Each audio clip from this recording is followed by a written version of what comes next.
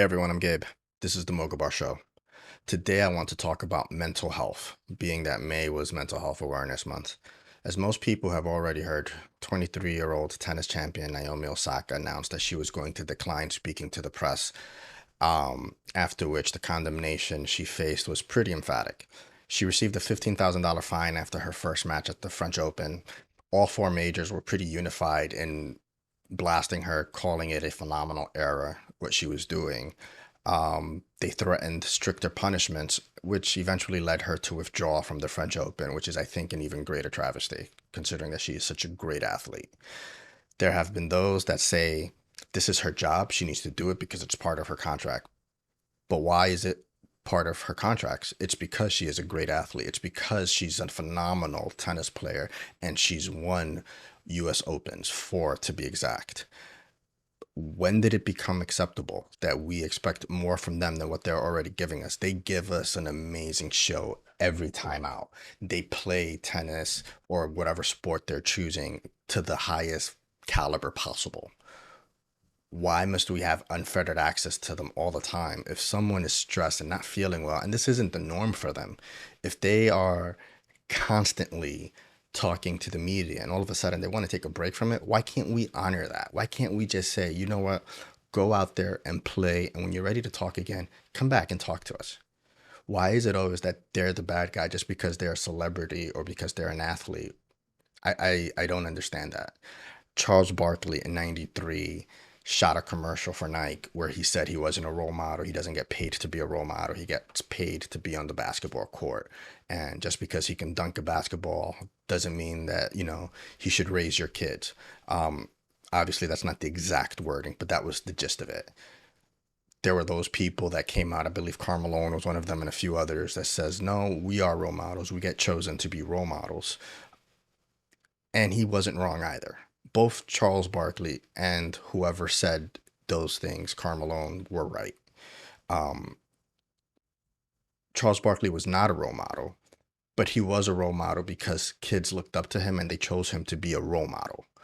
Um, that doesn't mean that Charles Barkley needs to behave any different than what Charles Barkley was behaving. It wasn't his responsibility. See, here's the thing, both sides are right. Charles Barkley, being Charles Barkley back then in the 80s and 90s, inspired kids to be that way, to be like him. Karl Malone, being Karl Malone, or Michael Jordan, being Michael Jordan, inspired kids to be like them. So there was no right or wrong answer. They were both role models in their own respective ways, and they could continue to be that without having to change who they were. So why is it different? Why should we expect any different now from athletes? You know, behave one way, you're going to inspire one group. Behave another way, it's going to inspire another group. That's the way that it should be. You know, they're people too, and some of them are younger than others. Let's come back to Naomi Osaka.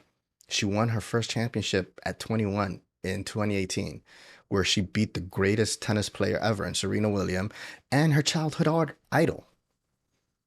You don't think that's like stressful? You're going up against your childhood idol. You're 21 years old, playing at the US Open at Arthur Ashe Stadium. What does, like, that is stressful. That's like, come on.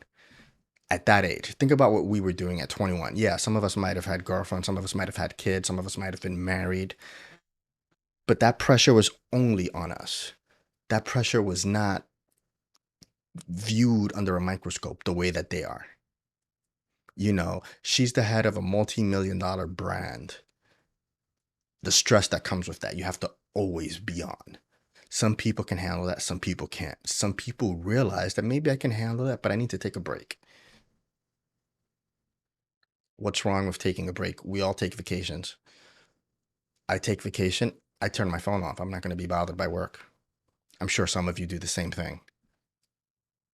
I'm happy, I applaud her that she was able to recognize that she needed help or that she needed time for herself, for her own mental health. Why can't we respect that? Why can't we honor that? Why can't we applaud her and say that is a role model?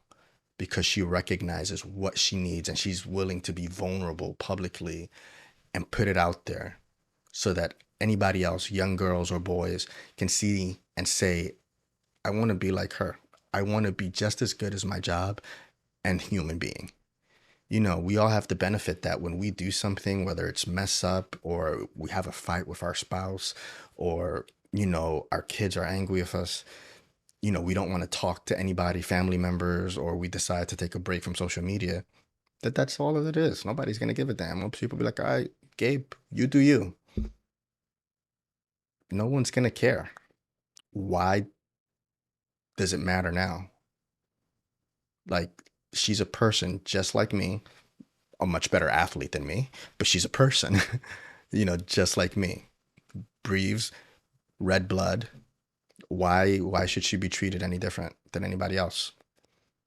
Understood that there's contracts at plays, there's responsibilities at plays, but I think it behooves those people in these organizations to really take a step back, notice it, and be like, holy crap, we're not being a human being to her. We need to really make sure that she's good, that she's taken care of. So let's give her what she needs. And if all she needs is space, then give her the space. She wasn't asking not to play. She was asking to just not answer questions. And that turned into the fiasco that it turned into.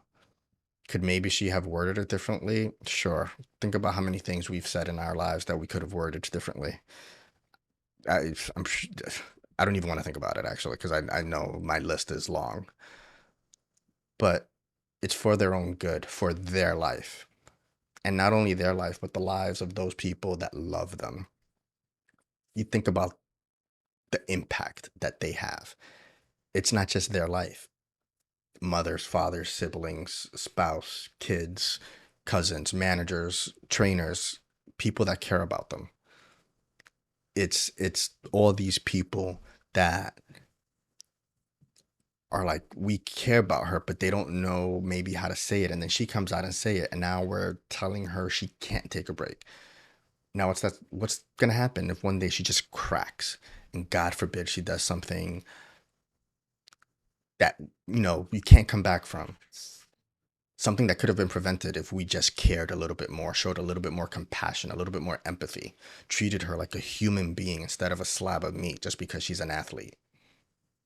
We should encourage her, other athletes, other celebrities, and all of our friends to be vulnerable, get the help that you need, ask for help, be a human being. And we should encourage ourselves to be more compassionate and to be human beings as well. Um, we can still choose to be role models. They could all choose to be role models. And I think being a vulnerable role model is so much more powerful than being superhuman because it shows that you're achieving everything that you're doing with the vulnerability of being a human being. Imagine how inspirational that's going to be to a young girl or young boy that's looking at Naomi Osaka and saying, hey, she's human just like me. Maybe one day I can be just like her. Think about that.